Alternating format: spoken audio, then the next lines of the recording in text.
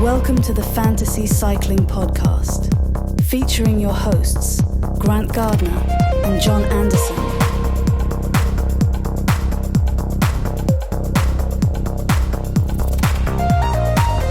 Chapeau, you're in the mix. Welcome to the Fantasy Cycling Podcast. My name's John, here with my friend Grant. How you doing, Grant? Doing good. We got a little fake out on the spring. Happens to us all the time, doesn't it? Down here in the southeast of the United States, there's at least 3 or 4 fake springs that occur, and then we get another little cold snap. Hopefully this is the last one. And then summer. Yeah. Then we just jump straight to summer. And then it's just muggy, and that lasts until Thanksgiving. And then winter comes back. I mean, yesterday, rode in short sleeves and shorts. Today, rode in multiple layers and a jacket and leg covers. Can't make it up. Classic season. You got to layer properly. Yeah. Oh man. But dude, it's just kind of taking a deep breath. Oh Yeah. hectic day, hectic week. Good to be talking about fantasy cycling and cycling in general. And you had a good little. You were on fire with these midweek picks. Yeah, I had a couple of good picks this week. So we had a couple of classics or semi-classics already this week. We started out with Koksijde in Belgium, and I finished 210th. So not amazing, but pretty solid, better than we have been doing. I like that you said we.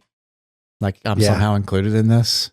I mean, it's a group effort. There's a lot of group think and the brain trust, it's all part of it. So, the stinker there was Philipsen, took a bit of a tumble. So he did not factor into the finale, but you might want to keep that in mind if you've got him on your Milano-Sanremo list. But we keep the horse. Hold your horses. We'll get to Sanremo. Yeah, we're going to get there, but I had 3 of the top 4 and 5 of the top 10 in that one. So that was nice. Sick.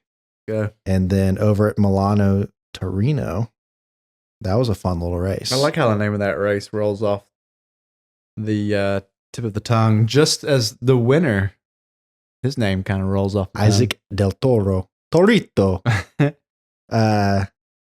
So I had 4 of the top 5 on that one and 7 of the top 10. So went well there as well as the other one. But dude, Del Toro, man, he can't, we all were talking about him last year. He's climbing the ranks on favorite rider list for me. I mean, and he's just fun to watch. It's funny. You've got this UAE team that they should be disliked, right? They're oil money. They're good. They're better than everybody else. Like it's like the New York Yankees or Manchester United. But the guys are just fun. They're having a good time. City now. Yeah. Yeah, they're great. They're all likable characters. I mean, for the most part, all likable characters. Yeah. And even some of the bad boys are kind of fun to follow too. Yeah. Like, I wouldn't say Juan Ayuso is dislikable, but he might ruffle some feathers internally. Like I've certainly enjoyed how he's ridden the races he's been in this year. He's hot. They've got a hot hand right now. Yeah. So Del Toro won that one. I did not have Ben Tulit. That might have put me over the top if I did. But interesting note, and I tweeted this one out. So Tobias Johansson and his brother Anders were both in the top 10. That was the first time they'd both been in the top 10 in the same race since the 2021 Tour de l'Avenir. So they've raced a lot. They've done like 100 something stages together over their career, but it's been 4 or 5 years since they've both finished in the top 10. Tobias has a much better palmarès than his brother Anders, but they're one of those duos where it's kind of hard to tell them apart. Mick and Tim Van Dyke and some of those other guys in the peloton. Some characters, those Van Dyke brothers. They're like some characters from like a Will Ferrell movie to me. Yeah. Like, it's like Step Brothers. Yeah. They give me like Step Brother vibes. So fun week in racing. We had another one today with the Grand Prix de Denain, which is like it uses part of the course of Paris-Roubaix, I believe. It's a little bit of a Roubaix warm up as we head into this season of cobble racing. And we saw kind of I wouldn't say surprise winner, but an exciting phenom. Yeah, you were telling me before we got started recording that everybody, the internet, the interwebs is all a chatter. Yeah. So Matthew Bredene, the young Brit, won this race. Popular today on PCS.com with 25,000 searches. Let's go. Everybody's like, who is this dude? But he flashed a little bit earlier on in the season. In Australia. In Australia. Was a notable name in the Tour Down Under. And evidently, that was no fluke. Nope. He's got some talent. So exciting to see that. It was funny. I tweeted a little preview out last night, and the first ever winner of Grand Prix de Denain was an Irishman. And that was in like 1954 or something like that. And I was like, is an Irishman going to win again today? Sam Bennett was one of my picks. And I said, no, a Brit's going to win, Lewis Askey. So I was wrong, but I still got the nationalities right. So Matthew Bredene is a Brit and won. Another Irishman and Dylan Corkery finished in 6th, but Lewis Askey was 10th. Okay. But stick that in your pocket. Lewis Askey later. We're going to talk about him some more. Okay. So this is Matthew Breden's first year on the Visma Pro team. He was on the dev team. Yes, he was on the dev team. And actually, the jersey he was wearing today said Continental Team. He was wearing one of his old jerseys. He hadn't done his laundry, huh? Yeah. That's great.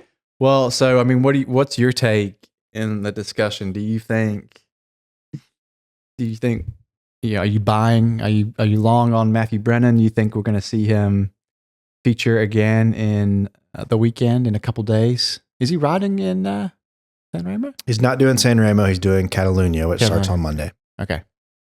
But I think he will factor into the classic season if he gets the opportunities.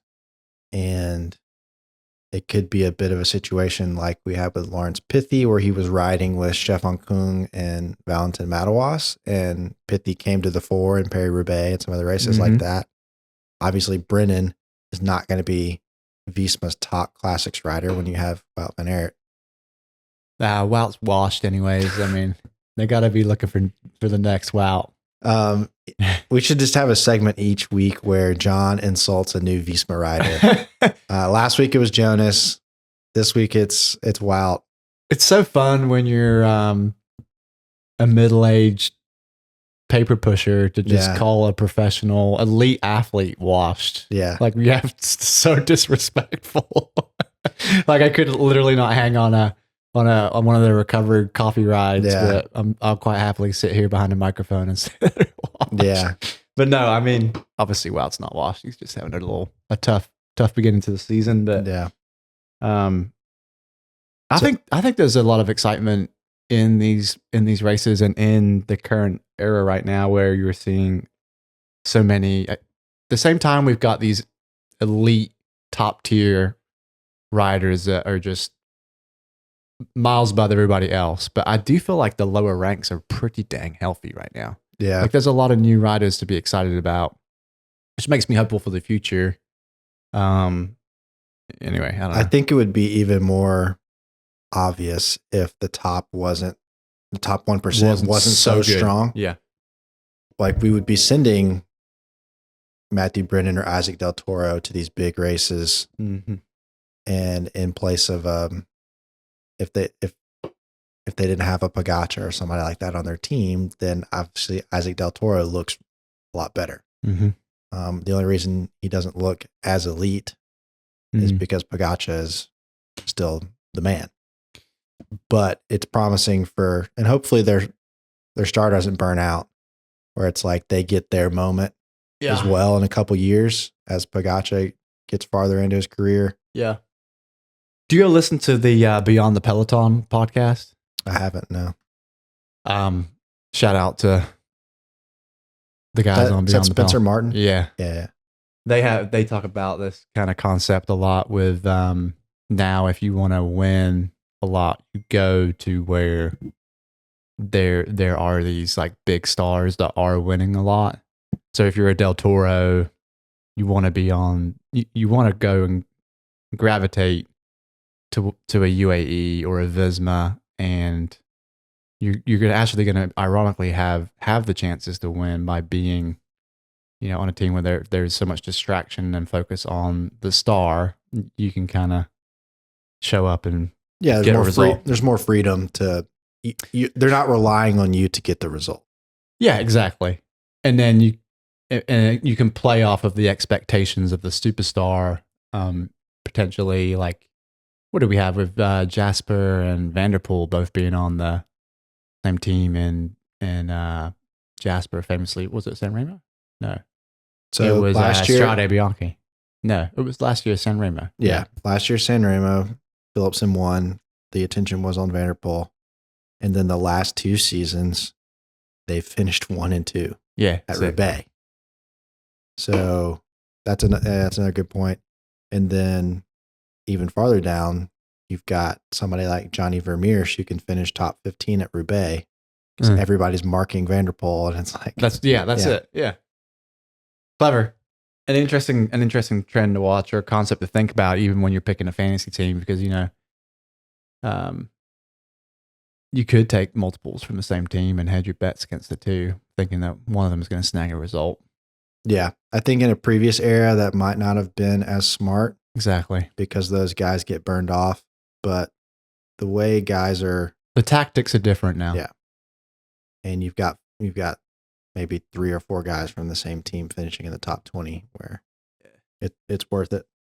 Let's talk about tomorrow. We've got the Koksijde Classic. Quickly, let's go real quickly through it, Grant, because I want to go deep into Milano-Sanremo. Oh, very good. Give that a 5 out of 5. Yeah, who you got? Let's just shout out our teams. I kind of slap this together. Yeah, this is going to be a hodgepodge of folks we've seen throughout the week, but I'm starting it out with Arnaud Demar, and then Luc Lamperti, Milan Fretten, who's had a great season, Alberto Dainese, Dylan Groenewegen, Teo Moschetti. Taking Groenewegen, huh? Luca Mazzato. I think this is going to be Juan Sebastian Milano's day. We've yet to see him come to the front, but you stole my talking point. Yeah. And then I agree with you. I think he's had a pretty poor season so far. I think this is his chance. And Hugo Hofstetter. So who do you got? Give me the trademark Grant meh. Yeah. All right, Milano. Yeah. Demar. I mean, we're going mano a mano right now. Okay, we've got a lot of overlap. Luca Mazzato. Yeah. Machete on Q36.5. Did you have him? Yep. You did. I'll let you know when you say someone different. Shoot. Arn Merritt. Okay, there you go. Morgado. I approve. I hyped him a couple episodes ago, and he's all the results there though for this hype. I don't know. We'll see. It's the reverse Kramer effect. It's the reverse Anderson effect. Tobias Lund Andresen. Nice. Vermeersch Florian of the Florian variety. Yep. And Max Walscheid from Jayco. Okay. I mean, it's whatever. It's my focus is on Saturday. Yeah, I mean, I feel like you could throw a dart at the start list, and there's going to be a lot of those guys that are going to factor into the top 20. And good. This week's been tough. I've never watched this race, actually. This week's been tough because you've got 3 very similar races. Everybody's doing almost all 3 of them. You don't know which day is going to be their day. It's just kind of hard to pick. So it's one of those where you pick 9 guys on Monday. they don't do well. So you pick a different 9 guys on Wednesday. The 9 guys you had on Monday do well on Wednesday, and it's a mess. So Milano-Sanremo is going to be tough to pick from a number of credits available, but it's a little more obvious of who is racing for what.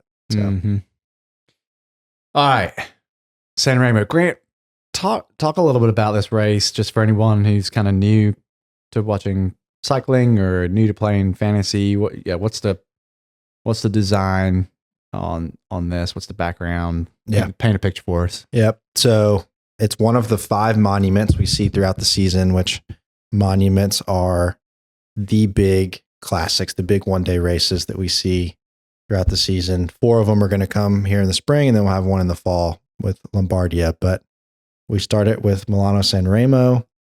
It is going from Milan to Sanremo, technically Pavia to Sanremo, and it finishes on the coast of Italy. And it's a pretty slow burn. It's some years it's up to almost 300 kilometers. This year it's 289 kilometers. And so a long race. Yep. It's a long day.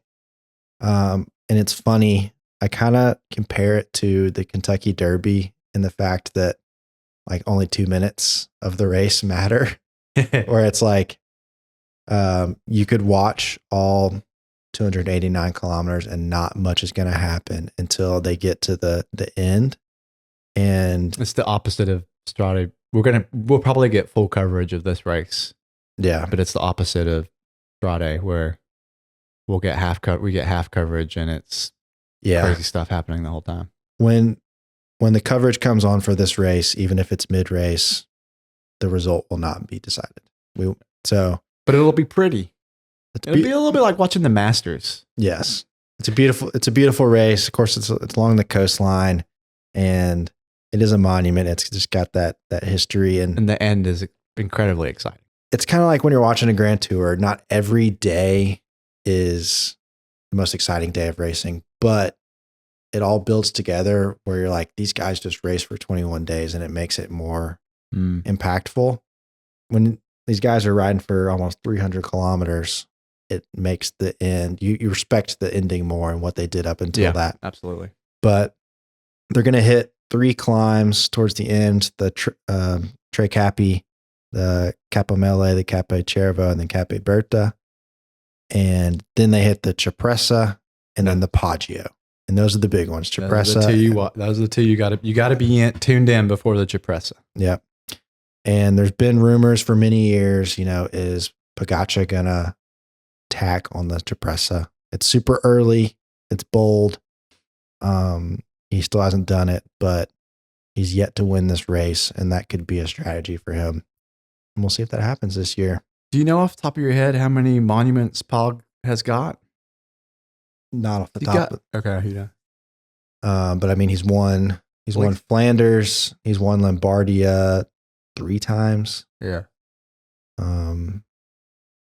He wants this one. Yep. So I think he wants. He's stated before in interviews he wants to try and get all of them, right? So. Yep. And it's definitely doable. I think this one, I wouldn't say this one's going to be the hardest, but Roubaix is obviously the hardest. But so much chance involved. This one is just tough for him because he can't really get away on the climb. So we'll see what happens. And there's also a little bit of suspense built into that climb too, because if a sprinter can get over it, if they can hang in while over that climb, they're an incredible advantage to win the sprint. Yeah. So it's always, how hard can those 2 climbs be, and if they can make the selection, it's they're obviously in with a great shot. Yep. A lot of it comes down to descending ability, which has favored guys like Matej Mohoric in the past. You also got to consider Tom Pidcock when it comes to descending. And so Mohoric, he had that dropper post in. Yep. So I saw, I don't know why they were writing about this, but he was quoted as when he won that year, he said to Pog when they were going up and getting ready to hit the descent. And he's like, hey, you've got the Tour de France ahead. I'm going to take some risks. Don't follow me. Yeah. In Slovenian, it's Yeah. like brother to brother. Yeah. Which is an incredible like little tidbit because it has the benefit of both coming over incredibly like friendly and genuine, but also like probably a bit of a mind game at the same time, in that like he knows Pogg's really great. He's probably completely sincere, and at the same time like playing a little seed of doubt in Pogg's mind. There's a F1 comparison there. I don't really watch F1, but I'm trying to remember who it was, but they made this really dangerous pass. And in the post-race interview, they said, how did you know that he wasn't going to follow? He said, well, he has kids and I don't. So it's just like super hardcore. And some of that does factor into the racing, but they take a lot of risks. And it's part of racing. We hope everybody stays upright and safe, but it's a tough descent. It is. Can't wait to watch this one. It's always great. All right. Well, I think we need to dust off the old. Let's look at the categories and kind of work our way down. Yeah. So fire up. Maybe we're both reaching for our phones. Yeah. So fire up the app and let's look at each category. I mean, you want to just start with your 1,000 point and 1,000 to 1,200 credit range. Yep. So follow along with us here as we start at the very top, 1,200. Not many people fall into this category, but we've got 3 of them here. And that's Poggio, Philipsen, and Pedersen. All great picks, and that's why they're 1,200 credits. So since 2020, Poggio has finished 12th, 5th, 4th, and 3rd. If trends follow, he'll finish 2nd this year. Philipsen won last year, but he crashed this week, which should be strongly considered for your team.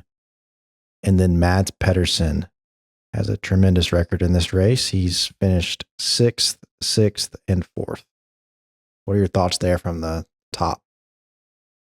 If I'm putting them in order, I'm actually going to rank them Pedersen, Pog, and Jasper in that order. I agree. And this is based... Pedersen hasn't got a classic. He's hungry. Has he got a classic? No, he's not won a monument. I'm sorry. Yeah, monument. That's what I meant. Yeah, he's not won a monument. He's won the world championships, but he said he's hungry. He'll have regrets in his career if he does not finish without a monument. So yeah, he's hungry, man. And watching him, and what did he just wrap up in? He was Paris-Nice. Yeah, in Paris-Nice. The way he was climbing. Yeah. Dude, I mean, he was dropping climbers. Yeah, when he was on the front, the guy can climb. He's not going to have any trouble getting over all this stuff. I'm not sure about his descending abilities. His hunger could work against him. He may not be as relaxed as a Pog. Mm-hmm. When he's like, hey, I could win it. I can't. I'm probably going to be in the top 5 at least. And if he doesn't win, he's going to have a smile on his face. He's going to be taking selfies, with his homies. So, but I think I'm going to put them in that order. I'm personally going to stay away from Jasper. I just think it's not a hot hand right now. Yep. But you do still have that benefit we talked about earlier in the show where he's going to have his teammate Van der Poel there with him as well. So they can play off of each other. Well, we were going to talk about the 1,000 credit riders though as well. You've got, Johnny Milan. Yep. Olaf Koy, Caden Groves, Biniam Girmay, and Ciccone. So, Milan has certainly looked dominant in the sprints he's been in this year. Yep. Not a shabby climber either. Probably not quite as good a climber as Pedersen. I think your Olaf Koy is going to be your more kind of traditional sprinter. Same with Caden Groves. Biniam Girmay, he has the appear like the aesthetic to me of someone that can get over climbs, Yeah. but he always kind of underwhelms a little bit for me when I see him. And that might just be like just perception Yeah. from me watching. Ciccone, I don't see him featuring famous last words. I'll probably win it, but Yeah. I don't really like him for this. No. I think the weird thing there is, And they're both on this, they're riding for Pedersen. So yeah. Well, you've got Groves that's 1,000, and he's the third best rider on that team, so it would make no sense to pick him. Milan, that'll be a tough one. He's never finished inside the top 50 in this race, whereas Pedersen 3 times. Yeah. Whereas Pedersen has finished in the top 10 in all 3 of his participations. Ooh, Benny rode this race in 22, 23, and 2024, but he got 12th in 2022. I mean, his results are getting worse. It got worse. They've got worse, but he's always stayed inside the top 30, which is not nothing. Yeah. But from that group, I personally am not picking anyone. So, okay. All right. 800. So we've got some pretty interesting names here. We've got Tom Pidcock, who has been on fire with his new team. We've got Geraint Thomas is riding one of his last monuments here. Aaron Buru, who theoretically is well suited for this course. He's finished in the top 10 a couple times. On paper, yeah, this should be a good race for him. Ghana, who has finished second in this race before and is in really good form right now, but has been relatively inconsistent. Dude, that's right. In 2023, he was right there. Yeah. I forgot about that. And then lastly, Matthew van der Poel, who has won this race before, and he has never finished outside the top 15. Did you already talk about Mohoric and Kuhn? They're 800 as well. For some reason my thing's not sorting properly, but yeah, they're out there. You got Matti Mohoric out there for 800 credits, and also Stefan Kuhn. Yep. Which we've already spoken to. Mohoric's results, which are dang good. Yeah. Since 2019, he's finished 5th, 10th, 11th, 1st, 8th, and 6th. That's tough. I might need to reconsider my best predictor of future performances past. Yeah. Kuhn hasn't done so hot in this. He's ridden it 3 times, but he's never scored any fantasy points. As Van der Poel has won it. He won in 2023. He always scores points in this race too. So out of those 800, I like a lot of them. Yeah, we'll get to our picks later, but it's hard not to pick a former winner out of that category, so that would lean towards Van der Poel or Mohoric. I'm a little low on Ghana. I think so too. Just because of inconsistency, but I'm not saying he can't do it, but just a little less consistent than those other folks where if you're making a tough decision, I'm not spending 800 credits on him. Do you ever think about it? Sometimes I've been burned seeing because Ghana just got done riding in Tirreno and looked awesome. Got over some big climbs. Don't know where he eventually ended up finishing Tirreno. Got second on GC. 5th on the general sprint ranking. Yeah. So, I mean, he had a great race at Tirreno, and sometimes I see that and I say, okay, this person's got form now. He's got confidence. I don't think Filippo Ganna is like a panache type rider where you've really got to like pay attention to confidence building and all that. But I've been burned seeing like a rider come off of like a stage race into like a one day, thinking like, oh, they're gonna do well. Look at their form. But then sometimes I'll stay away from somebody and thinking that they're going to be tired and they're just, they're a little bit fatigued, and they'll carry that form into the one day race and smoke it. So I don't know. It's tough. It really depends on the season, depends on their training load, all that kind of stuff. which I don't know, any Strava nerds out there, maybe you can go and Can someone Strava stalk these guys for us? Yeah. Yeah. We need to outsource that. But is there like a gig economy like website somewhere where we can get hire someone on Fiverr to go? Yeah. Can you scrape all of these Strava accounts and feed them into a spreadsheet, please? Or drop them into ChatGPT and do some algorithms for us? Yeah. That's probably what like Lantern Rouge and all those guys do. I'm sure they do. Yeah. But sometimes I will go back and look at previous seasons and see when they had a good result, what did they do before that result? Mm-hmm. If they did a lot of racing before that result, that's an indicator. If there was a big gap in between races and they got a good result, that's another indicator of how they prepare. Well, I'll say, looking at the way picks are trending, folks are hot on Vanderpool, but only 6% of users are taking Mohoric. And I think that's because he hasn't shown anything in a while. Yeah. And no one's interested in Attenborough. Only 1.4% of users have taken him. So, you know, if you're looking around at those, it's kind of interesting to see what other people are thinking. Pidcock, I think, is motivated again. He's got this. This is his whole season to win these rides, continue to build clout for that team and for his brand, and then build that case for an invite to the tour or something else. Okay. So you want to combine like 400 and 600? Yeah. I don't think we need to go through everybody here, but yeah. Just show favorite Maxime Van Gils. Yep. We know he's a great climber. He finished 7th in this race last year, so good opportunity there.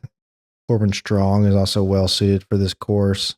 Julian Alaphilippe has won this race before and has a string of top 20 results, podiumed a couple times. Yeah, he scored over 100 fantasy points in this race throughout his career, dating back to 2018.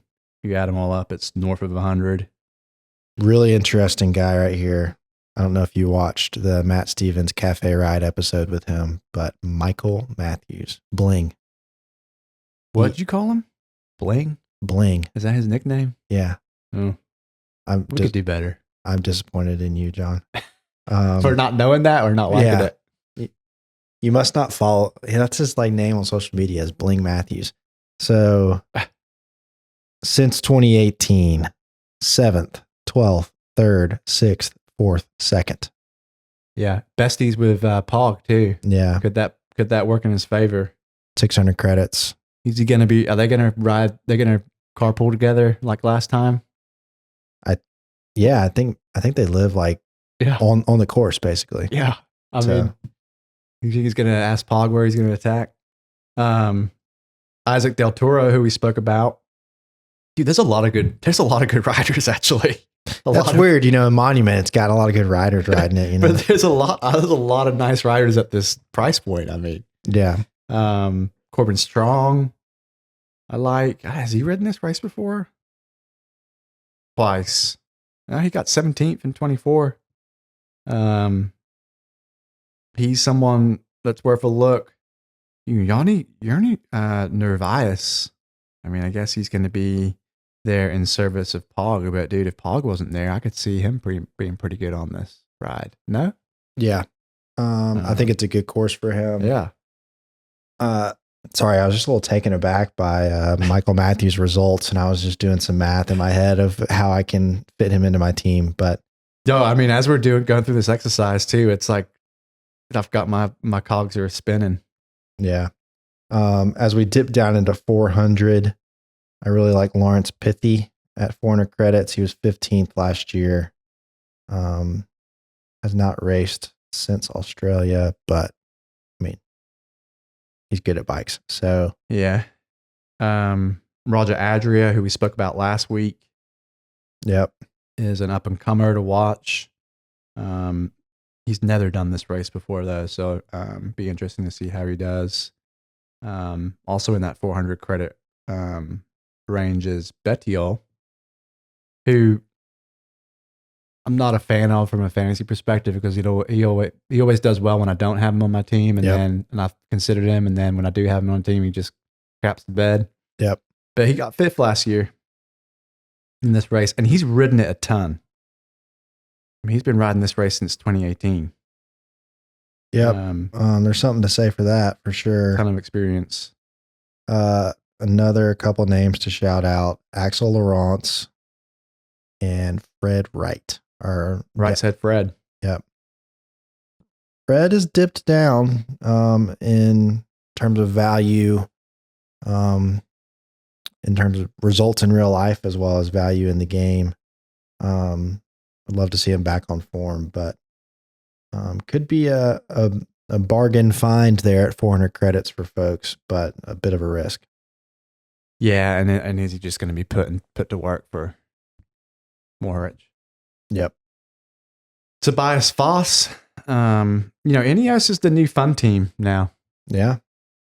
They saw what we were saying about Movie Star, and they said, "Hold my beer, hold my pint, and hold my bitter." Yeah. And they've broke out some fun tactics over the last couple of weeks in the races they've been in.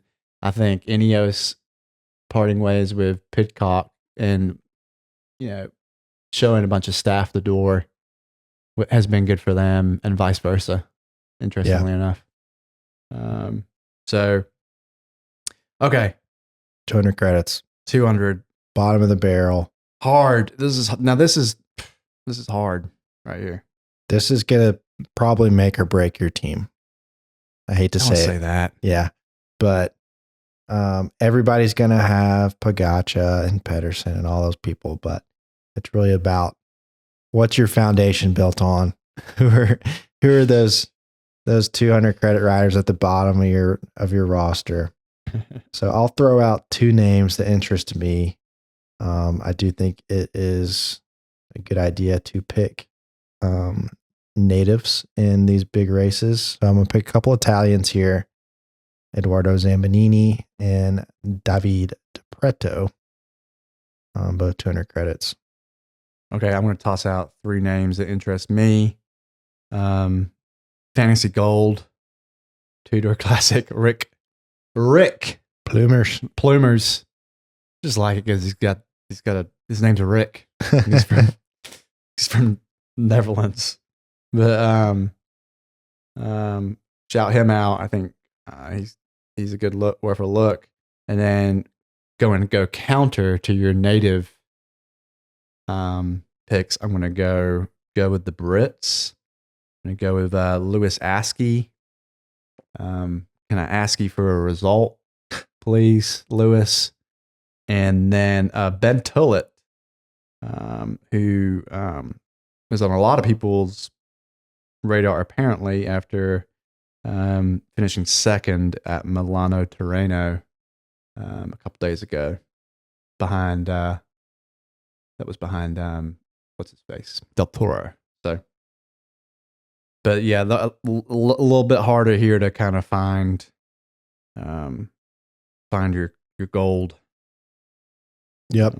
In the 200 credit range, and you're going to have to pick some because there's some big hitter names showing up to the race. All right, we've waffled on long enough, but look, hopefully that gives you just kind of a lay of the land and some names that we like, and who's going to be there, what kind of favorite they could look like. Who'd you got, Graham? Who'd you got? Well, first of all, who's going to win? Mats Pedersen. Ooh, we agree. Do we? Yeah. So you simp. Yeah, Pedersen. I've been a fan of Pedersen, so I do think he's going to win. He's in really good form. He has put a lot into this classic season just based off what he shared online in terms of his training and everything. He seems to be peaking. And yeah, I think it's a good opportunity for him. And I'll go through my whole team, but I've got Van der Poel behind him. Hard not to pick Van der Poel at only 800 credits.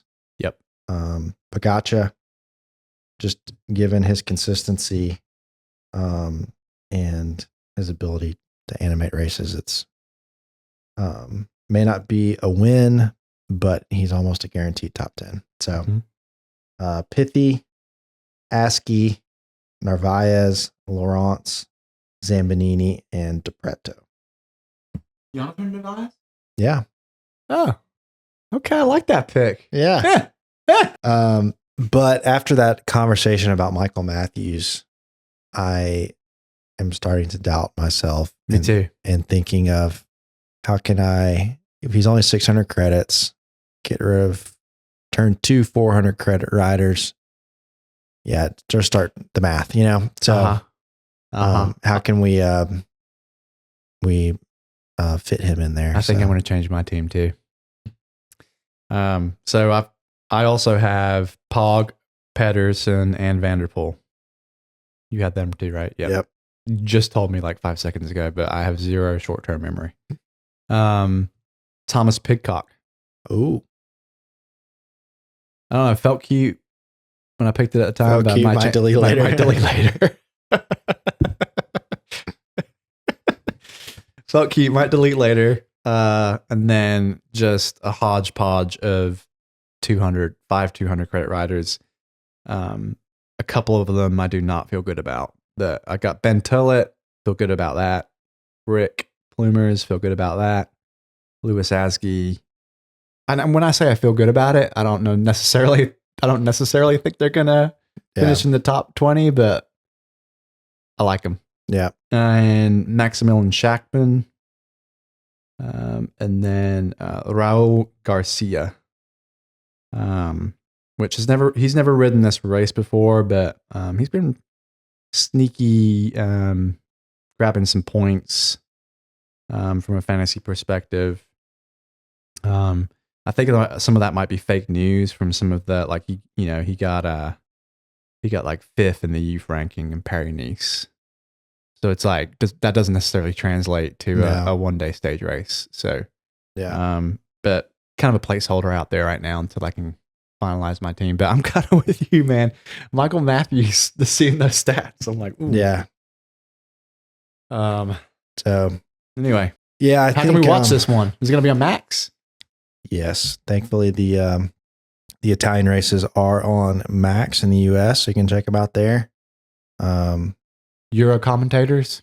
Yeah, perfect. I think we'll have the full slew of commentators all the way from Rob Hatch to Carlton Kirby to Robbie McEwen and Adam Blythe. I think it's a long enough day that they're going to be rotating in and out. So yeah, should be a fun one. We've also got Catalunya coming up on Monday. I'm not going to make picks for that yet, just because the start list is not finalized. But Ayuso versus Roglic will be the interesting point in that one. But no, zero interest for me. Yeah, I know. I would bet my mortgage on it. And if y'all haven't listened lately, that means he would bet his mortgage against Primož Roglic. But Ayuso, I think it's going to be a big win for him if he gets that one. I think he will. He's going to get it. Yeah. Cool. Hey, listen to FCP. Yeah. And follow us as well. Yeah. The handle is the number 2 FCP. Listen to FCP. We are on Instagram. We are on X. Yep. We are on YouTube. Grant, did you upload last week's episode to YouTube? I did. Yeah. You did. Okay. Yeah. Finally.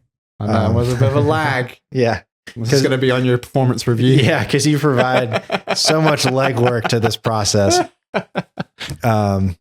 Another point there is this race is going to be included in our media league. So if you have not signed up yet, head into the Cycling Fantasy app, go to the bottom, hit the trophy icon. And is it possible to see throughout the year who's in the lead? Yeah. Who's in the lead right now? Let's pull that up right now. That's a good way to end it. Yeah. We'll leave it with our podium. It might be someone we know personally, probably. Believe it or not, John, we have how many are in it? No, don't put it. Don't put it out there. We have dozens of participants, and you too can add your name to that list. Not too late. The top 3 right now, which this is just based off Strada Bianchi, is SPM Fan Cycling from Portugal. Oh, Portuguese guys. TriStorm from the UK, and Cesar C from Spain. So I've seen those names at the top of a lot of fantasy results throughout the last couple of years. We need to have them on. So we might need to pick their brain at some point if they're willing to share their trade secrets. Yeah. Well, give us a follow on those platforms. Get your picks in for the race so you can climb the leaderboard on the league. And thanks for tuning in. We'll talk to you again next week. See ya.